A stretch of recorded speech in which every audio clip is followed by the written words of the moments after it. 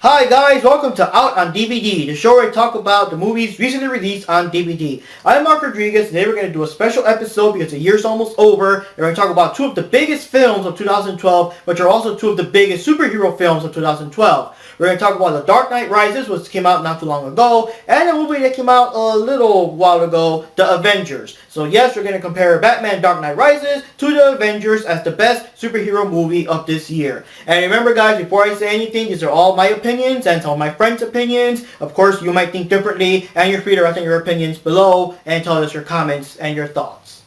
Now, first for the storyline on these two epic films. Now, The Avengers is basically this big culmination of the big, I guess, Marvel movie master plan that started out with Iron Man, and then The Incredible Hulk, Iron Man 2, Thor, Captain America, and finally here, The Avengers. If you've seen the movie Thor, the main villain Loki returns with a big army ready to invade and basically conquer the planet. So Nick Fury, the director of S.H.I.E.L.D., has to call back Captain America, Iron Man, Hulk, all those people, has to call them all in together to, save the world and stuff.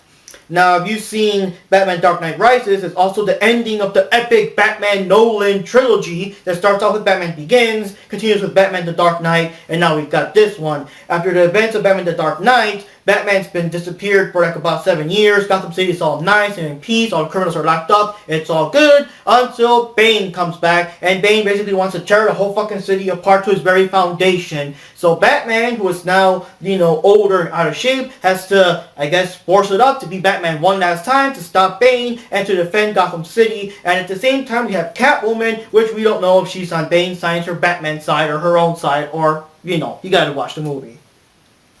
And now for the characters of these two epic films. Now, The Avengers has a big all-star cast because most of the characters are people coming back from the movies that they first started off in. So, of course, you got Robbie Downey Jr. as Iron Man, Tony Stark. You have Chris Evans coming back as Captain America. You have Tom Hiddleston coming back as Loki. Of course, Samuel L. Jackson is Nick Fury. And you get Scarlett Johansson as the Black Widow, who has appeared in Iron Man 2. And the only character that is a different actor is the Incredible Hulk / Bruce Banner, who is Mark Ruffalo in the movie. And if you watch the original Incredible Hulk, it was played by Edward Norton. So it's kind of different there. But yeah, you get all those main characters.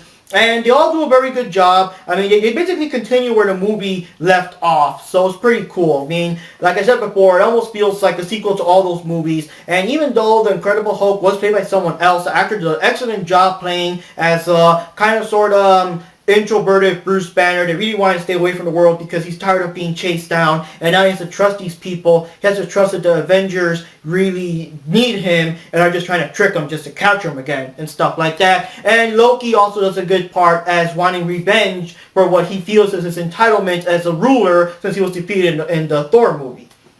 Now, for Batman Dark Knight Rises, we also have another all-star cast. We have, of course, Christian Bale as Batman Bruce Wayne, who's now kind of like, I guess, introverted and sheltered from the rest of society and everything, and he has to try to be Batman one more time. We have Tom Hardy as Bane, and yes, there were lots of complaints before, and lots of naysay because of how the costume looks, and I'm sorry, folks, I can't get past the stupid voice. It's silly.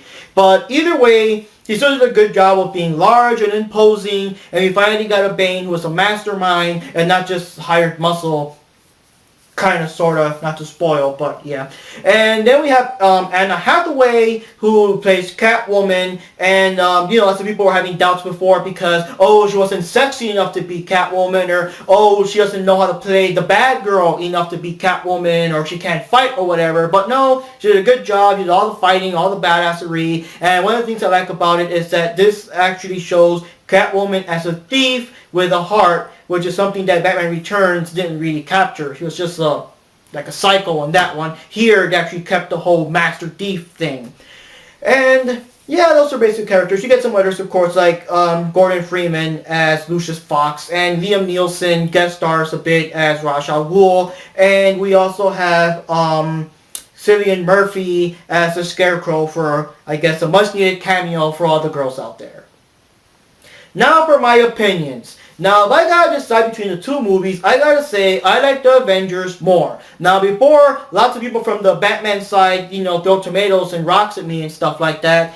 Let me explain. I know that movie-wise, I kind of want to say that Batman is the better movie, because as a film, as a movie, it is better. Because the Avengers is basically, you know, the bad guys want to take over the world, the heroes team up, the heroes stop them, and that's it. It's not much of a plot. It's just awesome, of course, because it is a mixture of characters that we've seen in other movies all gathered together to make an action movie. I've never seen that in a movie before, you know? So it's kind of epic to do that. And I guess Batman is more complex, but I guess it kind of maybe goes too far with the super realistic stuff that Christopher Nolan wanted to do. The movie is more basically about Bruce Wayne and I guess his inner self, like a character study of him and how he has to face adversity and how he has to, like, I guess, like, he has no life without being Batman anymore. He has no life without the woman he loved, which died in the previous movie. And he has to kind of, I guess, reach into his inner self to save himself and to save Gotham.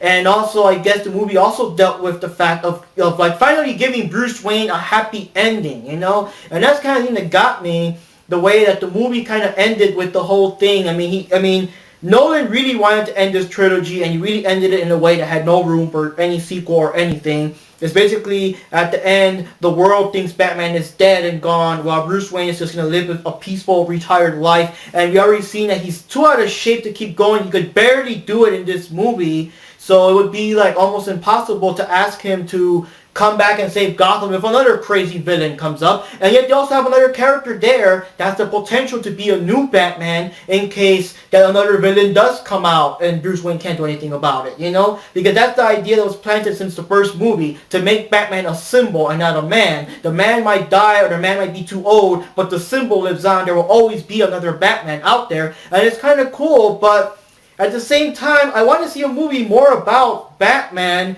and not so much about Bruce Wayne and his inner struggles. You know, Batman kind of disappears through most of halfway of the movie and everything, and I don't know, it's just complicated. It's kind of weird. The ending leaves you kind of sad because the whole trilogy's over, and it leaves you confused because you might be happy that Bruce Wayne is going to live a happy life, but you also want him to keep being Batman. And I don't know. And the Avengers, it was just a feel-good movie of the year. It just rocks you with the action, with your favorite characters kicking ass. I mean, it just leaves you pumped up. It leaves you like yelling and screaming. It's like you're just anxious for a sequel, and there will be a sequel. So I mean, yeah. Batman might be the most complicated film and all that, but as a, like, outright superhero action movie, the Avengers, for me, is just number one. Because it's an action-packed superhero movie that's not afraid to say, yes, we are superheroes, and yes, the movie is based on a comic book. It is based in a fantasy world, but we can make it funny, and we can still make it serious and somewhat believable, and, you know, just make it epic and awesome. So those are my thoughts. But of course, we got other people's opinions. Right here, we got Johnny and Sweet Pete with their thoughts. I'm Sweet Pete. And I'm Johnny Rodriguez. And this is The Dark Knight Rises versus The Avengers, best superhero movie of the year. I liked Amazing Spider-Man, honestly, but since we're talking about these, I have to pick between the two. So, let's start with your thoughts, Johnny. Well, I like The Avengers because it's very action-packed, it's funny. The storyline isn't really complex, but I like the fact that you're reuniting all the characters from, like, you know, like Captain America and Iron Man and the Hulk, all the characters from all those movies all together in one, you know, in one take, in one film, and it's pretty awesome. And it's very action-packed. It's funny, and it makes you want to see the next Iron Man movie, that's for sure, which is coming out next year. So that's pretty awesome. Yeah, the next Iron Man movie. I can't wait for that one, man. The whole, like, how do you get to 3 movies in a series and still have it be epic, you know? It's like, take note, Disney. I actually prefer The Dark Knight. I like both movies, granted, but I actually prefer The Dark Knight Rises, simply based on the fact that it has a deeper storyline. As for the Avengers, I really liked that they had so much build-up that paid off with all the superheroes together. And I liked that the movie didn't take itself too seriously. It was a fantastic movie. But at its roots, it is just, you know, just another typical superhero movie where a bunch of superheroes beat the bad guy. Dark Knight Rises, on the other hand, of course, had a few movies to build up as well. Yes, that's what we're looking at here. The storyline was quite deep. It was paced extremely well for such a long movie. I think it needed to be long to get all the details fleshed out. The characters were good, and they went well together, just like in the Avengers. The villain was very convincing. I like Bane as a villain, but The one problem I had with Dark Knight Rises, and I'll admit this, is, spoiler alert, the ending when Ra's al Ghul's daughter ends up being the true villain. I thought that was pretty crappy, because it just made Bane look like a sissy, even though he was dominating Batman the entire movie. But yeah, I like Dark Knight Rises better, and it's actually my favorite movie of this year, not even just superhero-wise, just my best movie of this year. I kind of like Dark Knight Rises too. My only problem with the movie is that it does have a lot of loopholes here and there. Plot holes. Plot holes, loopholes, whatever. And I don't want to spoil it too much, but the way the movie ended, it just kind of not really satisfying. It's not an ending that you would be very satisfied in certain ways. Like, it's kind of. Well, I mean, that's his opinion. I myself was very satisfied with the twist at the end. Some of them you see coming, and some of them you're like, wait, how did I not notice that? You know, I didn't like I said earlier, and again, spoiler alert, part with Ra's al Ghul's daughter, but the ending itself I thought was done very well. And of course there's going to be a sequel to the Avengers, and there may or may not be maybe a spin-off with maybe Robin or Catwoman on the Dark Knight Rises. I don't know. And there's a lot of like Dark Knight Rises similar movies coming up. I mean, like for example, Amazing Spider-Man, when it came out, it was kind of the same formula. I mean, people are taking it because it works, the dark gritty superhero movies. And granted, it's directed by the same person. Man of Steel is coming out with the same formula as Dark Knight Rises, and I think it looks freaking awesome. And I hope it's good. But it's kind of like set the tone for the whole Batman series. Has kind of set a tone for new superhero movies to be dark and gritty, which I like. And that's another thing, in my opinion, that puts it a bit above the Avengers in my book. Which raises the question, the Avengers did pretty well, but considering that a lot of people like the darker formula that Dark Knight Rises has, is there a remote chance they might make Avengers 2 a little more dark, like how Dark Knight Rises is? Who knows? Yeah, they could. However, I think it would probably be better for their genre to keep their own style rather than copy Dark Knight, because I like the lightheartedness of the first one. If they do make a second one, of course. Well, basically that wraps it up. That's our favorite take on the superhero movies for 2012. I like the Avengers. I like Dark Knight Rises. So, and I'm pretty sure a lot of you feel the same way about it. So, that wraps it up, guys. And Happy New Year's. Happy New Year's. 2013. Yeah.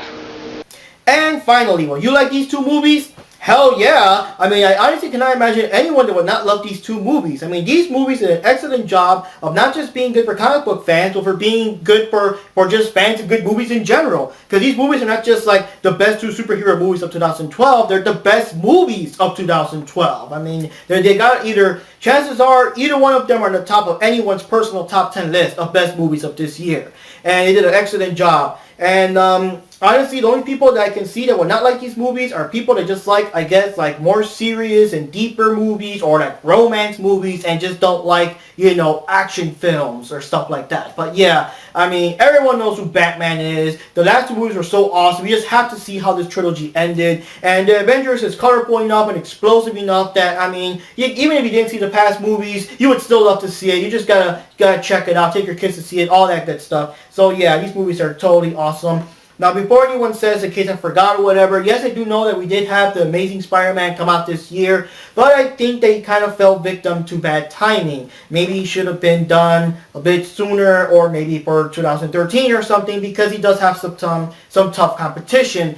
I'm not saying it's a bad movie. I rather enjoyed it. It was a pretty interesting movie. It's a new take on Spider-Man and very different from the Tobey Maguire version. But the thing is that when you have the Avengers that combines all these actors and awesome characters from past movies into one big mix, and you have, of course, the epic conclusion to the Christopher Nolan Batman trilogy, yeah, Spider-Man's gonna fall down between either second place or even third place when compared to these movies. I'm not saying that the movie was bad, but he did have some tough competition. So anyways, guys, that wraps up this episode of Out on DVD with the whole Batman Dark Knight Rises versus the Avengers. Of course, these are just my thoughts and Peter's and Johnny's thoughts. And if you guys got your own thoughts, your own opinions, you disagree, or whatever you want to add to it, don't forget to leave your comments below. And hey, you might even want to subscribe. So anyways, guys, that wraps up this special episode of Out on DVD, the last episode of 2012. Just check it out. Have a happy new year, and I'll see you on DVD.